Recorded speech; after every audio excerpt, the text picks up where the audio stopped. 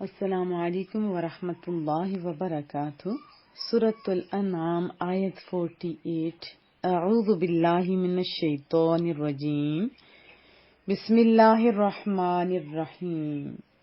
و اور ما نہیں، نرسلو شروع میں نون آ گئے تو معنی ہوگا ہم نہیں بھیجتے، وما نرسلو اور ہم نہیں بھیجتے، مرسلین پیغمبروں کو، رسولوں کو، الا مگر مبشرین خوشخبری سنانے کے لیے، بشارت دینے کے لیے، ومنذرین اور ڈرانے کے لیے۔ نون را روٹ ورڈ ہے، نذیر اور منذرین کیا معنی ہوا؟ عذاب جہنم سے ڈرانے والے یا ڈرانے کے لیے۔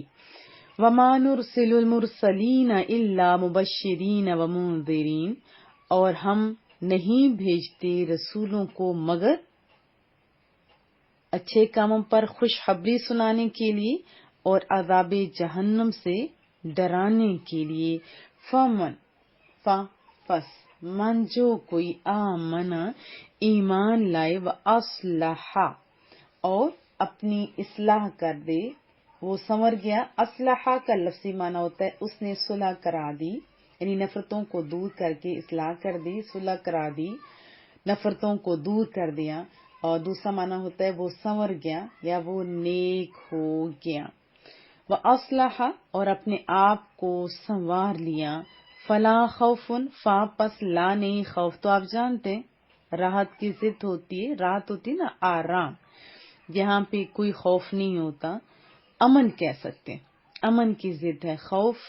خوف علیہم ان پر، اور لا نہیں، ہم وہ، یحزنون حازنون روٹ ورڈ، حزن غم کو کہتے ہیں۔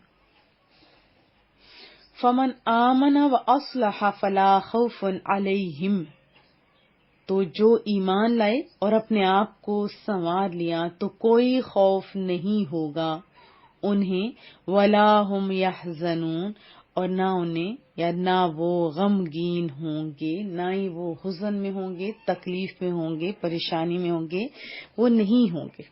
والذین اور جن لوگوں نے کذبوا جھٹلایا، جنہوں نے جھٹلایا کس کو؟ بآیاتنا ہماری آیات کو، یمسہم مس ہوتا ہے چھونا، ٹچ کرنا، پہنچنا، یمسہم ان کو پھر پہنچے گا، جنہوں نے جھٹلایا کیا پہنچے گا؟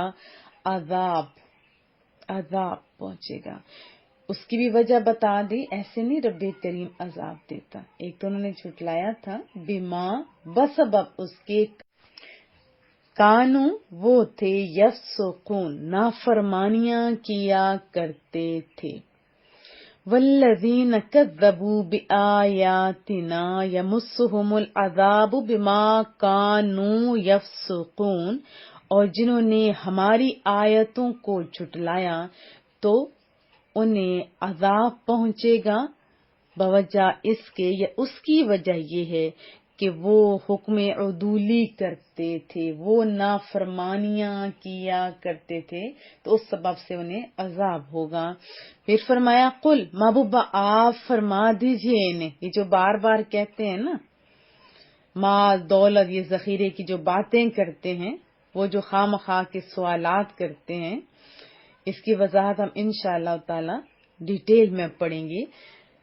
انہیں فرما دیجئے لا اقولو میں نہیں کہتا، لکم تم سے، عندی کہ میرے پاس، خزائن خزانہ کی جمع ہے، خزانہ اور خزینہ کی جمع ہے خزائن۔ خزانہ آپ جانتے ہیں کس کو کہتے ہیں؟ مال و دولت کو، جو ڈھیر ہوتا ہے خزانوں کا۔ خزائن اللہ اللہ کے خزانے ہیں، میں یہ نہیں کہتا۔ قل لا اقول لکم عندی خزائن اللہ آپ فرمائیے محبوبہ کہ میں تم سے یہ نہیں کہتا کہ میرے پاس اللہ کے خزانے ہیں، اور لا نہ میں یہ کہتا ہوں، اعلم عین لام میم علم جانتے ہیں، یہ تو اردو کا لفظ ہے، اعلم کہ میں جانتا ہوں کس چیز کو، غیبہ، غیبہ غیب کہتے ہیں جو سامنے نہ ہو، آنکھوں سے اوجھل ہو، جیسے کوئی چیز مل نہ رہی ہو تو ہم کہتے ہیں وہ چیز وہاں رکھی تھی، وہاں تو غیب ہے، وہاں تو نہیں ہے، یا کسی کوئی بندہ غائب ہے یا کچھ بھی. لیکن یہاں غیب سے مراد علم ہے، علم غیب جیسے ہوتا ہے جو حواس خمسہ سے از خود نہیں جانا جا سکتا. ولا اعلم الغیبہ، اور نہ یہ کہوں کہ میں غیب کو خود جان لیتا ہوں. فرمایا کیا، فرما دیجیے میں یہ نہیں کہتا کہ میرے پاس اللہ کے خزانے ہیں، اور یہ بھی نہیں کہتا کہ میں غیب کو خود جان لیتا ہوں. ولا اقول، اور یہ بھی نہیں کہتا لکم تم سے، انی کہ بے شک میں ملک، کہ میں فرشتہ ہوں. ولا اقول لکم انی ملک، اور یہ بھی نہیں تم سے کہتا میں کہ میں فرشتہ ہوں. ان اتبع، مگر کیا کرتا ہوں میں، ان نہیں، اتبع میں پیروی کرتا ہوں، الا مگر ما یوحا اس کی جو اللہ کی طرف سے میری طرف آتا ہے، یعنی جو وحی کی جاتی ہے، الیہ میری طرف. ان اتبع الا ما یوحا الی، میں پیروی کرتا ہوں اس کی جو اللہ کی طرف سے میری طرف آتا ہے، یعنی جو وحی میری طرف آتی ہے میں تو اس کی پیروی کرتا ہوں، یعنی میں تو صرف اس حکم پر چلتا ہوں جو مجھے اللہ کی طرف سے آتا ہے. قل، رب فرماتے ہیں محبوبہ تم فرما دیجیے، یعنی آپ فرمائیے نا، حل سوالیہ نشان، حل کیا، یستوی وہ برابر ہو سکتے ہیں، کون، اعما اندھے، کیا خوبصورت مثال دی، اور والبصیر اور بصارت والا، دیکھنے والا، جو بینائی والا ہوتا ہے وہ، اور جو بینائی کے بغیر ہے، کیا وہ برابر ہو سکتے ہیں. قل هل يستوي الاعمى والبصیر، محبوبہ آپ فرمائیے کہ کیا کبھی اندھا اور دیکھنے والا برابر ہو سکتا ہے. کیا، فا پس، لا نہیں، افلا تو کیا نہیں، تتفکرون تم غور و فکر کرتے، تم یعنی سمجھتے کیوں نہیں ہو، تم غور کیوں نہیں کرتے ہو. افلا تتفکرون تو پھر تم غور کیوں نہیں کرتے. پھر حکم دے رہا ہے واہ، اور انذر اور ڈرائیے، محبوبہ آپ ڈرائیے، ڈر سنائیے، امر کا صیغہ ہے، بہی اس کے ساتھ، الذین یعنی قرآن کریم کے ساتھ، الذین ان لوگوں کو جو یخافون خوف رکھتے ہیں، یعنی وہ جو ڈرتے ہیں، وہ جو خوف رکھتے ہیں، این یحشروا کہ وہ اکٹھے کیے جائیں گے، کدھر، الی ربہم اپنے پروردگار کی طرف، اپنے پالنے والے کی طرف، رب کی طرف. لیسا نہیں ہوگا پھر، لہم ان کے لیے، من دونہ اس کے سوا، یعنی اللہ کے سوا، یہ قسم جو ہے نا یہ راجع ہو رہی ہے رب کی طرف، اللہ کی طرف. ولی، ولی مددگار، دوست، اس کے بہت سارے معنی ہیں. ولا شفیع اور نہ شفیع ہوگا، یعنی سفارش کرنے والا، شفاعت کرنے والا. لعلہم شاید کہ وہ، تاکہ وہ، یتقون پرہیزگار بنے، تاکہ وہ ڈرنے والے بن جائیں. وَأَنذِرْ بِهِ الَّذِينَ يَخَافُونَ أَن يُحْشَرُوا إِلَىٰ رَبِّهِمْ، اور ڈر سنائیے اس قرآن کریم سے انہیں جو ڈرتے ہیں، یعنی جو ڈرتے ہیں انہیں اس قرآن کریم کے ذریعے ڈرائیے کہ غلط کرو گے تو یہ ہوگا، یعنی جہنم ملے گا وغیرہ، اللہ کی ناراضگی ملے گی. یعنی قرآن کریم سے انہیں ڈرائیے اس کے دلیلوں کے ذریعے. کیا فرمایا، اور ڈرائیے اس قرآن کریم سے انہیں جو ڈرتے ہوں اس سے کہ انہیں ان کے رب کی طرف اٹھایا جائے گا اس حالت میں کہ ان کے لیے اللہ کے سوا کوئی حمایتی نہیں ہوگا، ولا شفیع اور نہ کوئی سفارشی ہوگا. لعلہم یتقون، انہیں ڈرائیے تاکہ یہ کامل پرہیزگار ہو جائیں، تاکہ یہ صحیح ڈرنے والے ہو جائیں، یعنی متقی ہو جائیں، آپ یہ کہہ سکتے ہیں.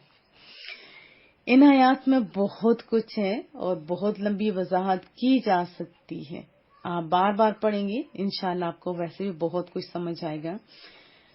آیت 48 میں دیکھیں انبیاء کرام کی تشریف آوری کا مقصد بتایا جا رہا ہے کہ ان کا یہ مقصد نہیں کہ وہ نئے نئے عجائبات کا مظاہرہ کرتے رہیں اور جیسی کسی نے فرمائش کی ایسے ہی بس اس کو پورا کر دیں.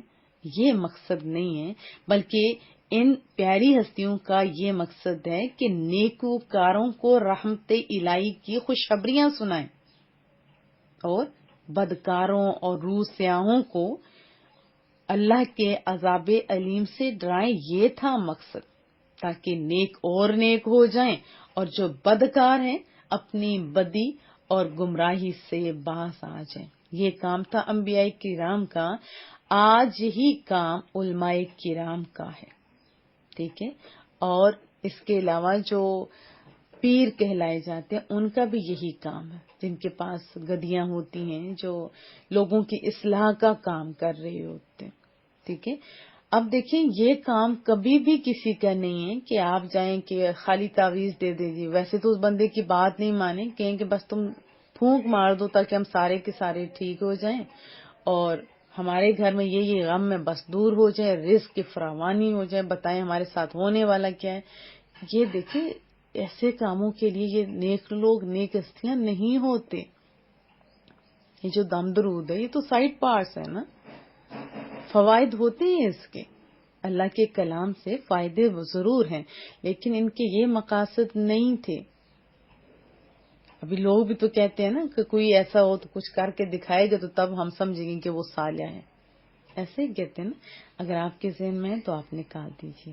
اصل مدعا، اصل مقصد جو ہے اہل علم کا وہ یہی ہے کہ لوگوں کو اللہ اور اس کے رسول کے ساتھ جوڑ دیا جائے، نہ کہ ان کو اپنے غموں سے دور کرنے کا ذریعہ بنایا جائے. ہاں یاد رکھیے، صالحین کی صحبتیں آپ کو سکون کی دولت دیتی ہیں اگر آپ ماننے والے ہوتے ہیں تو.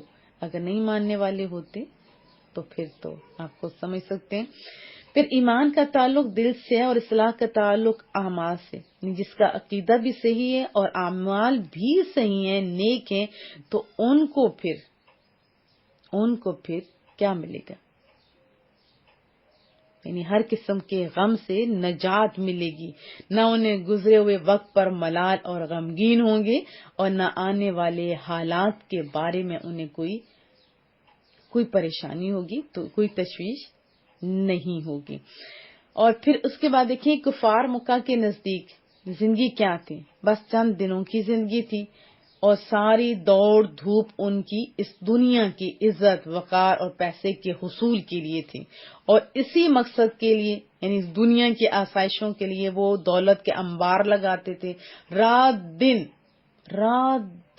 ان کی یہی کوشش ہوتی تھی کہ بس مال آ جائے، کسی طرح اپنے حریف کی عزت کو خاک میں ملا کے اپنی عزت اور جلال، اپنے روب کا، اپنی بڑائی کا پرچم لہرائیں. اس کے علاوہ شرف انسانی کا کوئی تصور ان کفار کے ذہن میں موجود نہیں تھا. وہ خود اور ان کے ارد گرد بسنے والے جتنے انسان تھے نا، جن سے ان کو عمر بھر کا واسطہ پڑا تھا، کسی بھی طرح یعنی وحشی درندوں سے وہ یوں کہہ سکتے بہتر نہیں تھے، وہ وحشی درندے ہی تھے. بھلا وہ انسان جس کے ہاتھ غریبوں اور مسکینوں کو لوٹتے وقت نہ لرزیں، اپنے قریبی رشتہ داروں کو تنگ کرنے، قتل کرتے وقت ہاتھ نہ کانپیں، جن کے کان زندہ درگور ہونے والی بچیوں کی دل پھاڑ دینے والی آوازوں سے ٹس سے مس نہ ہوں،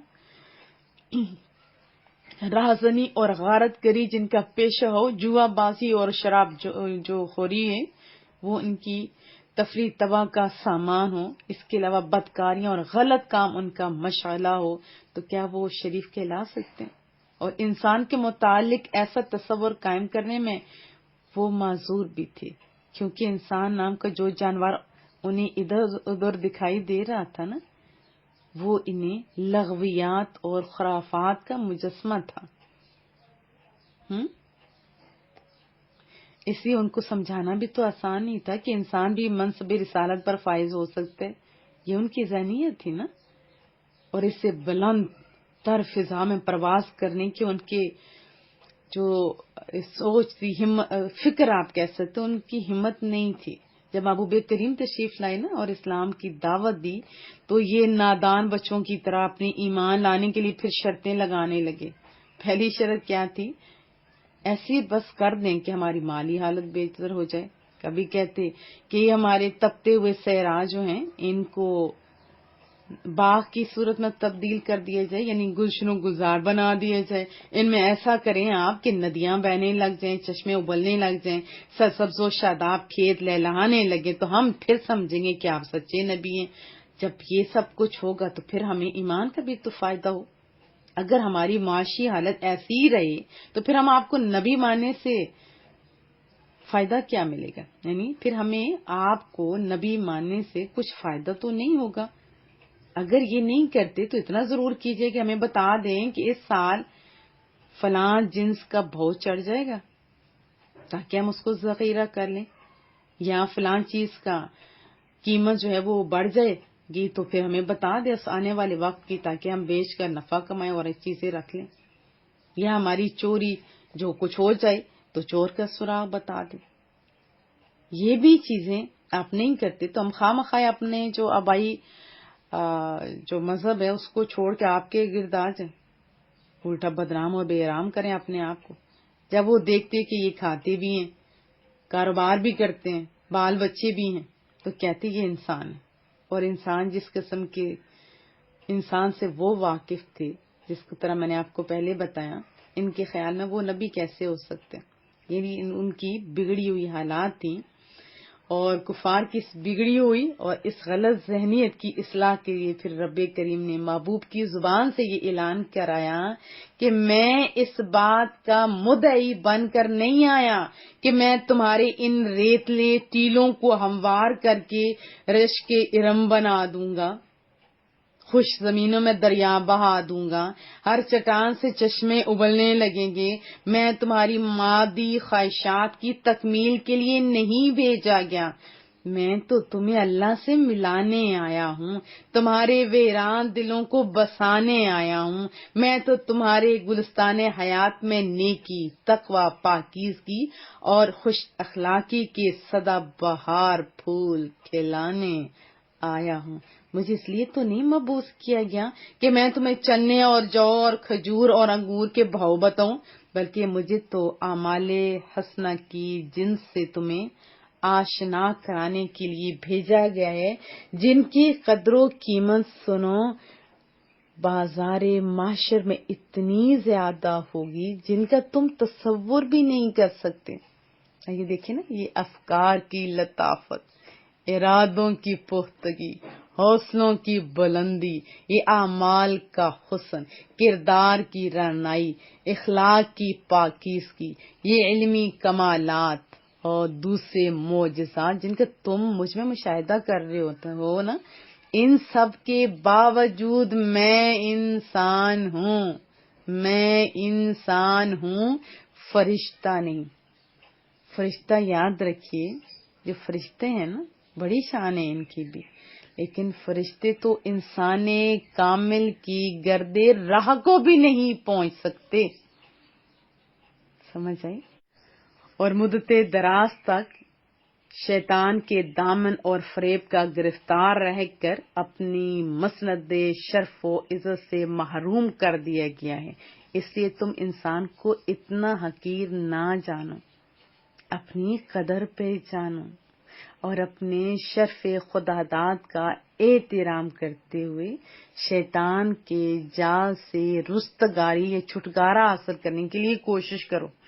اس آیت سے یاد رکھیے ایک شبہ کا ازالہ بھی کر دیا گیا، جس میں اکثر ضعیف العقل لوگ بھی مبتلا ہوتے ہیں کہ ذرا کسی میں کمال دیکھا، جھٹ اس کے خدا ہونے کا، بڑا ہونے کا یقین کر لیا۔ اب وہ ذات پاک اعلان فرما رہی ہے، وہ محبوب کریم جن کے اشارے سے چاند 2 ٹکڑے ہوئے، ڈوبا ہوا سورج پلٹ آتا ہے۔ اس کے علاوہ بہت سارے معجزات ہیں۔ ہاتھ کے اندر سے 1500 پانی اتنا جاری ہوتا ہے کہ پی لیتے ہیں 1500 لوگ، اور صحابہ کرام تو فرماتے ہیں کہ اگر لاکھ ہوتے تو تب بھی پی لیتے، ظاہر ان کے جانوروں نے بھی پیے تھے، وہ بھی پی رہے تھے۔ یہ میں نے آپ کو سنایا ہوا ہے۔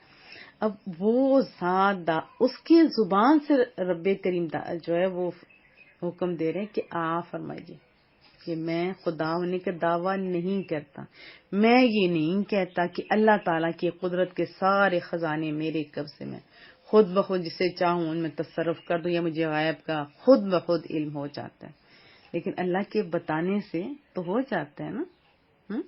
اس میں بہت ساری باتیں، اگر بار بار آپ ان آیات کو پڑھیں گی تو آپ کو انشاءاللہ تعالی بہت ساری چیزوں کی سمجھ بھی آئے گی۔ اور ان آیات سے ہمیں یہ بھی پتہ چلا کہ اخروی نجات کے لیے ایمان اور نیک اعمال دونوں ضروری ہیں۔ ایمان لانے کے بعد خود کو نیک اعمال سے بے نیاز سمجھنے والے اور ایمان قبول کیے بغیر اچھے اعمال کو اپنی نجات کے لیے کافی سمجھنے والے دونوں احمقوں کی، بے وقوفوں کی دنیا کے باسی ہیں۔ سمجھ آئی؟ تو ایمان ساتھ عمل دونوں ضروری ہیں، لیکن یاد رکھیے کہ باہر طور پر ایمان لانے والا بھلا بے عمل کیوں نہ ہو، بے ایمان سے بہتر ہے، لیکن جو ایمان لائے ہوئے انہیں کیا چاہیے کہ وہ عمل بھی کریں۔ امام غزالی فرماتے ہیں جب بندہ ایمان لاتا ہے اور اس کے بعد اچھے اعمال کرتا ہے، برائیوں سے باز رہتا ہے، امید اور خوف کے درمیان ان کی حالت ہوتی ہے، تو یعنی اس طرح متردد رہتا ہے کہ اس سے عمل قبول نہ ہونے کا ڈر بھی ہوتا ہے۔ یہ نہیں کہ کوئی کام کیا، نیک کام کیا، نمازیں بھلے پڑھ لی تو گردن میں سریا آ گیا، ایسا نہیں۔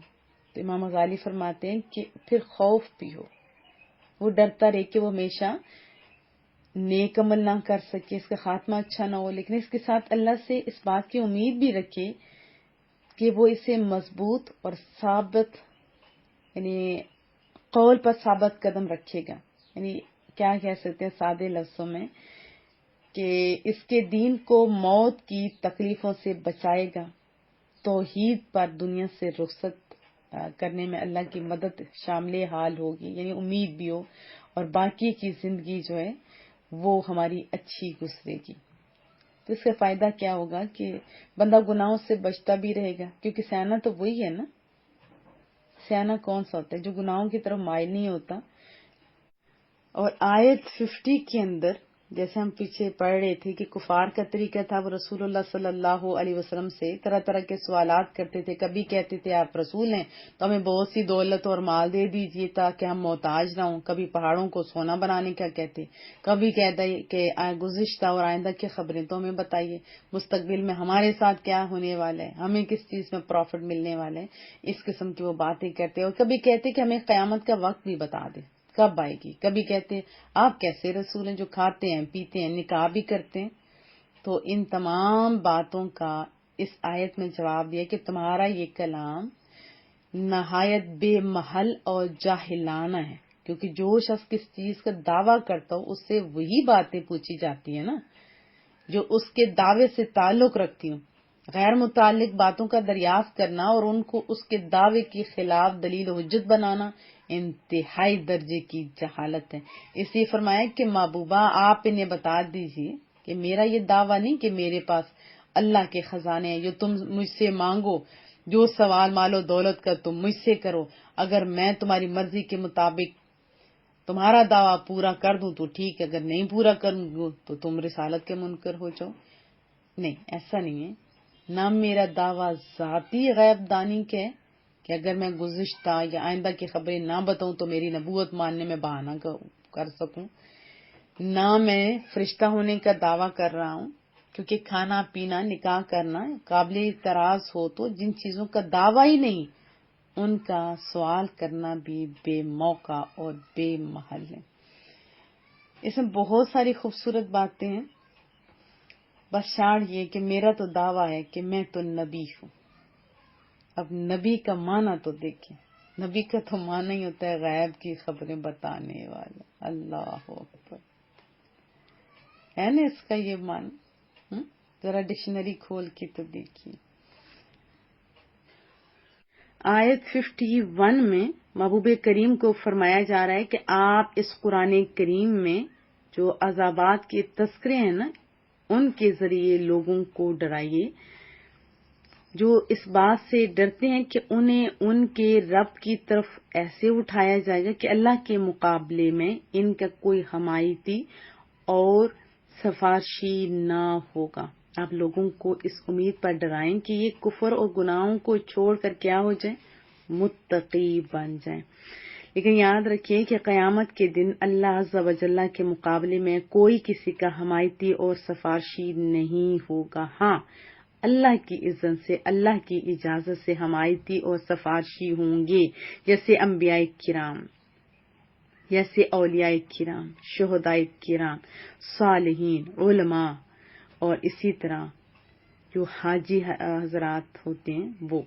تو یہ سب اللہ تعالیٰ کی اذن اور اللہ کی اجازت سے لوگوں کی حمایت اور سفارش کریں گے. ٹھیک ہے، یعنی انبیاء کرام، اولیاء اعظام اور بھی بہت کچھ. چلیں چند احادیث سن لیتے ہیں، ایمان کو تازہ کریں گے انشاءاللہ ان حدیث سے مزید. حضرت عثمان بن عفان رضی اللہ تعالیٰ عنہ سے روایت ہے، محبوب کریم نے ارشاد فرمایا، قیامت کے دن 3 جماعتیں شفاعت کریں گی. کون سی؟ انبیاء کرام، پھر علماء کرام، پھر شہداء کرام. ٹھیک ہے، یہ ابن ماجہ کی حدیث طیبہ. پھر ابو داؤد سے ہے، حضرت ابو درداء راوی ہیں، محبوب کا میٹھا بول فرمایا کہ شہید کے 70 اہل خانہ کے حق میں اس شہید کی شفاعت قبول کی جائے گی. حضرت جابر بن عبداللہ رضی اللہ تعالیٰ عنہ سے روایت ہے، رسول اللہ صلی اللہ علیہ وسلم نے فرمایا، عالم یعنی علم والا اور عابد عبادت گزار دونوں کو قیامت کے دن